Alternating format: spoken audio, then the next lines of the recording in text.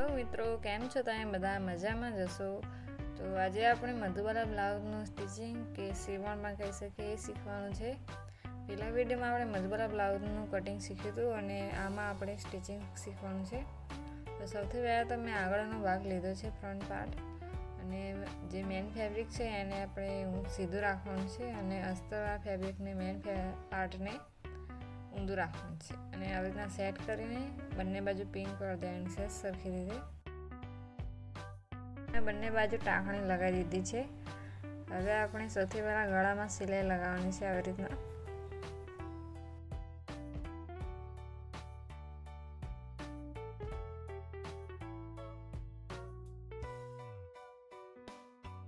મેં ગળામાં સિલાઈ લગાવી દીધી છે આવી રીતના. હવે જે વચ્ચેનું એક્સ્ટ્રા ફેબ્રિક છે એને કટ કરી લેવાનું છે. તો એક્સ્ટ્રા ફેબ્રિક મેં કટ કરી લીધું છે. હવે આ જે ટાંકણીને કાઢી નાખવાની છે. ટાંકણીને કાઢીને આપણે વચ્ચે નાના નાના કટ લગાવીશું જેથી તેનો શેપ સરખી રીતે આવે. હવે આને આપણે પલટાઈ લેવાનું છે. પલટાઈને હવે આને સૌથી વધુ કિનારી પર સિલાઈ લગાવી દઈશું.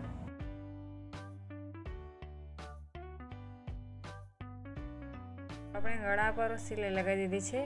હવે જે આજુબાજુનો એરિયા છે તેને પણ આપણે કવર કરીને સિલાઈ લગાવી દેવાની છે. હવે આપણે જે મેઇન પાર્ટ આવે છે એને સ્ટિચિંગ કરીશું. તો સૌથી પહેલાં તો આપણે ગળાની સાઈડ પરથી એને પલટાવવાનું છે. ઉપરની સાઈડ આપણે સિલાઈ લગાવી દઈશું આવી રીતના.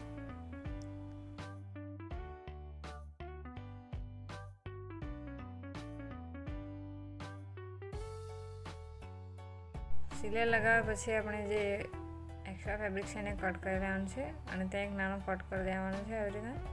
હવે આને પણ સરખી રીતે પલટા લઈશું અને કિનારી ઉપર સિલાઈ લગાવી દઈશું.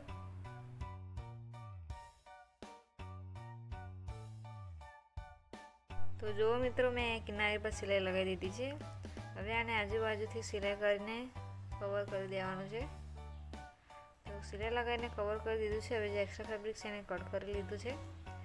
પછી આપણે જ્યાં ટક્સનું નિશાન લગાવ્યું હતું તેને કવર કરીશું આવી રીતના. જે મેન ફેબ્રિક છે બહાર ના આવે એટલા માટે. બંને બાજુ મેં સિલાઈ લગાવી દીધી છે. હવે નિશાનની ઉપર આપણે ટક્સ લઈ લેવાના છે આવી રીતના.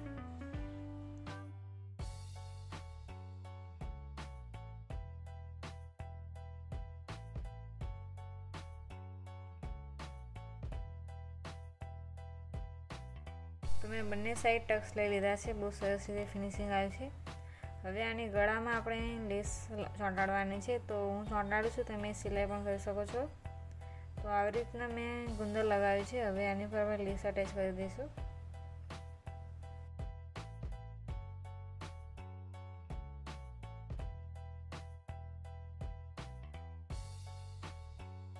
તો મેં લેસને ચોંટાડી દીધી છે. હવે આપણે આગળના ભાગને અટેચ કરવાનો છે. તો સૌથી પહેલાં તો આપણે બે ફોલ્ડ કરીને આનું સેન્ટર કાઢવાનું છે આવી રીતના. અને જે કટોરી છે તેનું સેન્ટર કાઢીશું. હવે બંનેને આવી રીતના અટેચ કરીશું અને મેં પિન કરી દીધી છે. તો પિન કરીને ત્યાં કારણે આપણે ત્યાંથી સિલાઈ લગાવવાનું શરૂ કરીશું. તો સૌથી મેઇન વાત કે તમે જ્યારે આ અટેચ કરો ત્યારે એક પણ ફેબ્રિક ખેંચવાનું નથી, નહીં તો તમારું ફિનિશિંગ બરાબર નહીં આવે. તો આવી રીતના જો મેં અટેચ કરી દીધું છે. બીજી સાઈડ પણ એવી રીતના જ આપણે અટેચ કરી દેવાનું છે.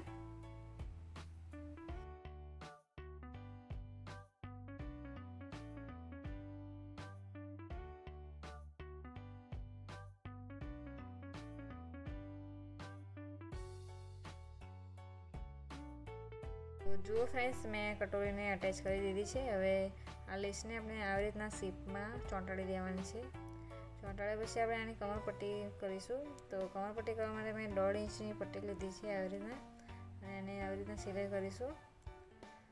હવે આને એકવાર કમર પર પણ આપણે સિલાઈ કરી દઈશું કિનારી પર, અને પછી આવી રીતના પલટાવીને ઉપરની સાઈડ સિલાઈ લગાવી દેવાની છે.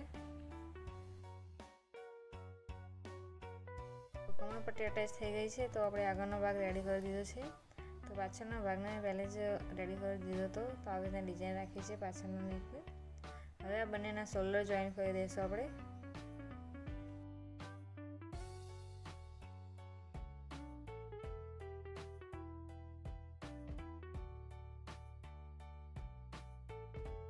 બંને શોલ્ડર આપણે જોઈન કરી દીધા છે. હવે આ પાર્ટને સીધા રાખવાના છે અને હવે આપણે એની બાજુ અટેચ કરીશું. તો બાજુને ઊંધી રાખવાની છે ને આવી રીતના એક સાઈડ અટેચ કરીશું. એવી રીતના બીજી સાઈડ પણ આપણે અટેચ કરી દેવાની છે.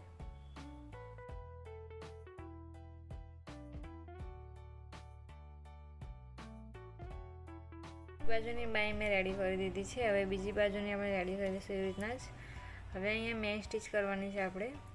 તો સૌથી પહેલાં તો આને સરખી રીતે અટેચ કરી લેવાનું છે. અટેચ કરીને આવી રીતના મેઇન સ્ટીચ કરતી જવાનું છે. બંને બાજુ મેઇન સ્ટીચ કરી દઈશું આપણે. મેઇન સ્ટિચિંગ કર્યા પછી આપણે આને ઊંધું કરી દેવાનું છે અને અહીંયા પણ એક કિનારી ઉપર સિલાઈ લગાવી દેવાની છે. બંને બાજુ મેં સિલાઈ લગાવી દીધી છે. હવે આને ફિટિંગ કરી દઈશું. તો મેં ફિટિંગ પણ કરી દીધું છે. તમને વિડીયો કેવો લાગ્યો? વિડીયો સારો લાગે તો વિડીયોને લાઈક કરો, ચેનલ સબસ્ક્રાઈબ કરો. Thanks for watching. મળીએ બીજા વિડીયો સાથે.